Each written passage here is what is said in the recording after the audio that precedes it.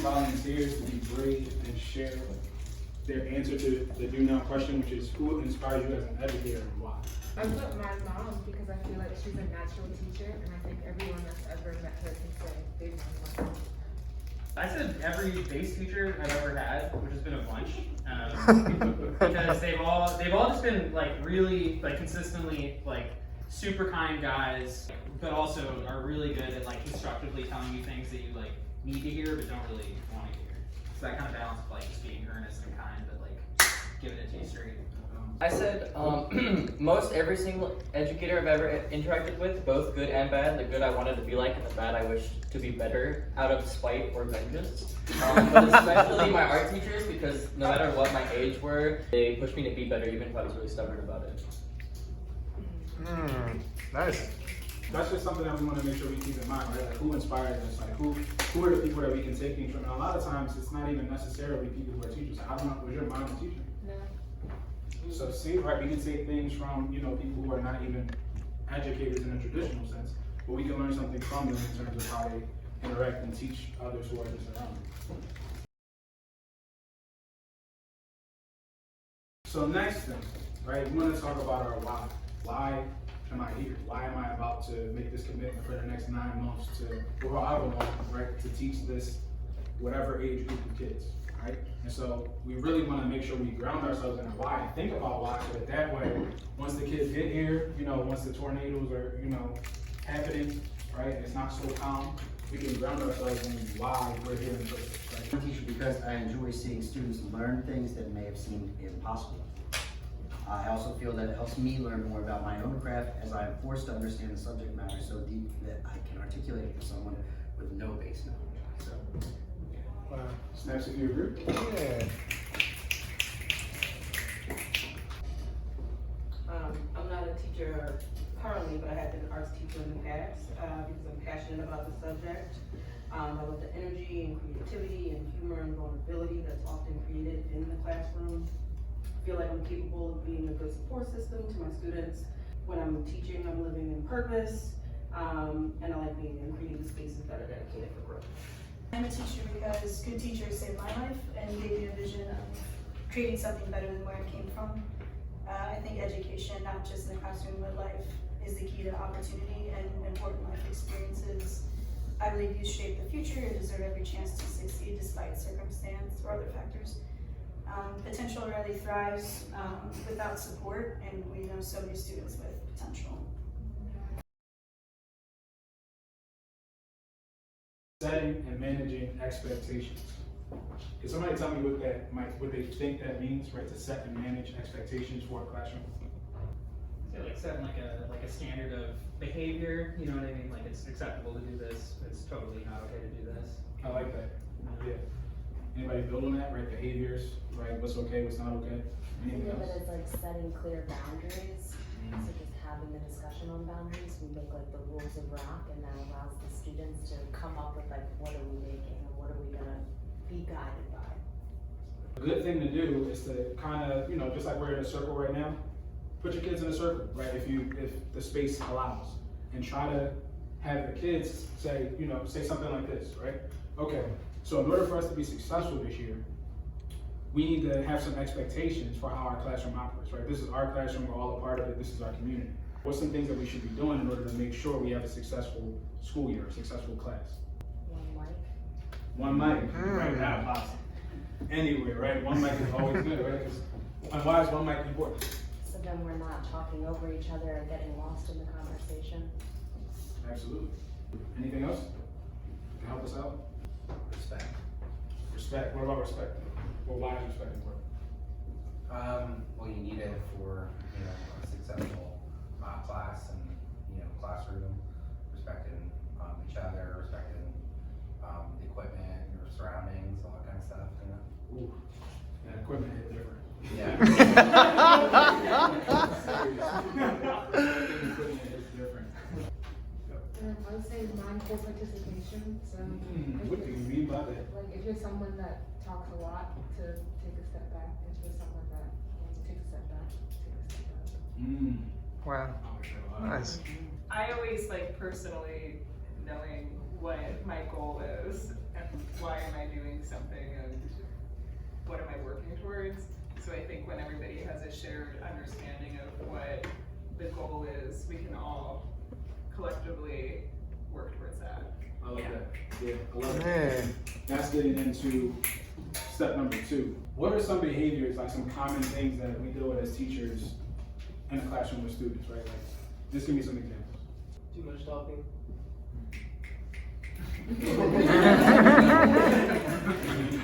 What else? Texting for sure. Texting. Oh. Yeah, for sure. Wanting to leave class. I need to go to the bathroom like 6 times. Some people just get up and just leave. I'm like, hey. Anything else? Kids being rude to each other, being calling and stuff. Yeah, not that respect that you were talking about, right? Which is one of our expectations, right? So what we want to do is kind of have a basic foundation for how we address some of the problems that are like more constant, right? You want to be grounded in how you address the major issues, right? The issues that are more likely and more or happen more frequent. So one thing that I like to use is called a ladder of consequences, right? So what it allows you to do is address it a couple times, but with increasing intensity. Let's say, for example, Jess is talking, I might say, hey, Jess, that's 1. It's a warning, that's it, right? Now 2, again, that's like, okay, you're about to get the 3. It's pretty much like the second one, right? Like kind of like straight 2. So when you get the 3, then something needs to happen. When I was teaching 8th grade, it looked at number 3, or getting to 3 looked different than I was teaching 4th grade, right? So in 8th grade, getting the 3 in a traditional classroom meant that you were going to go chill in our reset. And I heard somebody say something about like a reset corner, right? So we had a reset corner, and if there is any pushback and we have to get the 4, then that's when we're getting maybe an admin involved. Maybe they have to step outside the classroom. And into that 4th step, you want to make sure that you're not allowing that to go. You're removing them from the environment, because that's taken away from everybody's experience. So I feel like in more like the 1 to 2 area, I know that I would implement like stretching and movement in the classroom from last year, just to kind of like switch it up, because you would see the kids would be like bouncing off the walls and there's something else going on, so we just kind of like gave a minute to either do some deep breathing, maybe play some music, and do stretching of sorts. So a group reset. Yeah, like a whole group, so then everyone feels like no one's singled out particularly, but that everybody gets a chance to just like shift. Different scholars are going to respond to things differently. Just like I said, I could go over in the vicinity of Jess and say, hey, that's 1, right? Because she might feel embarrassed if I say, Jess, that's 1 from over here. Now everybody's looking at Jess, right, to see what she's doing. That also takes the attention away from whatever y'all were doing to Jess, right? And that's not what we want to do. That's not productive for our environment. So just knowing our students and building that rapport is also really, really important to be able to make those ladder of consequences or whatever consequences we want to use more effective. But step number 2 is going to be preparation, right? Preparing and planning before you get into the classroom. What should a teacher think about or plan before teaching a lesson? Using different styles of learning, like auditorial, visual, etc. What are the needs of the student's presence? Where are my students already at with their abilities? Modification that is for a different skill level, possibly. Similar to room setup, just is the space gonna allow for the lesson? Any extracurriculars for students that succeed early? Just being super clear with your instructions, like super duper clear. I put leaving time for check-ins or time just to talk.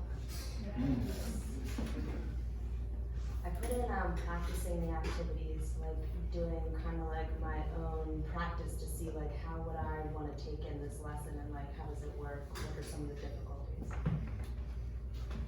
Thinking about which individual students you're teaching that day and what their idiosyncrasies are.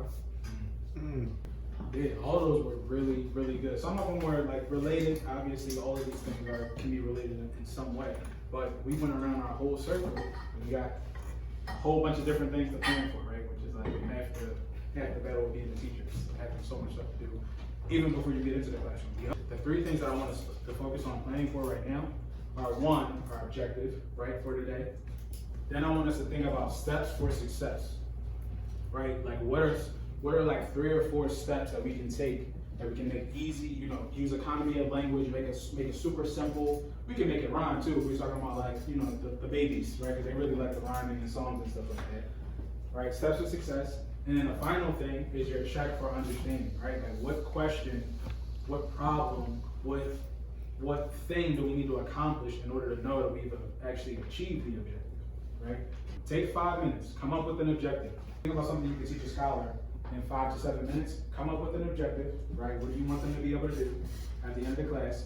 Come up with 3 or 4 steps for success for achieving that task, and then come up with your check for understanding or your question that they're gonna need to answer at the end of that 5 to 7 minutes in order to prove that they met or achieved that objective.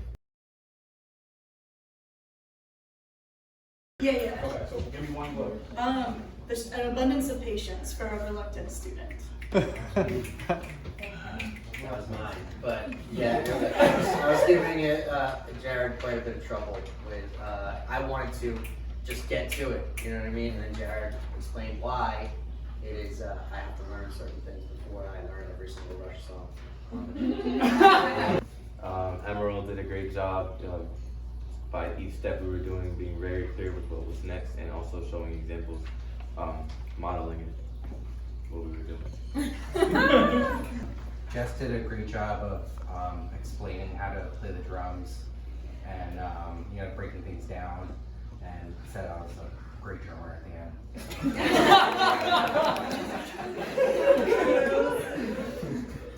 Dan was my instructor, and he did a lot of things great. But he started off making me feel comfortable right away. Like I told him the conflict I have with my parents and like them not wanting me to drum, and he just kind of like wiped all those insecurities away, made me laugh and confident.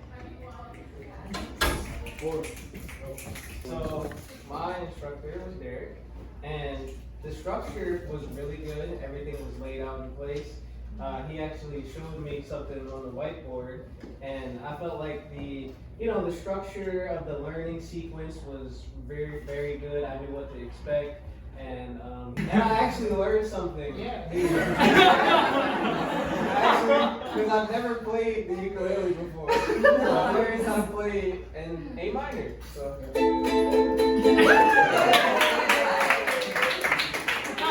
My instructor was Cammy. Right from the jump, she was very clear to what we were going to do. We're going to make the rules of rock. And then whenever I was getting distracted, she would maneuver the distraction into something that had to do with the rules of rock. And she kept it really funny. I was very engaged.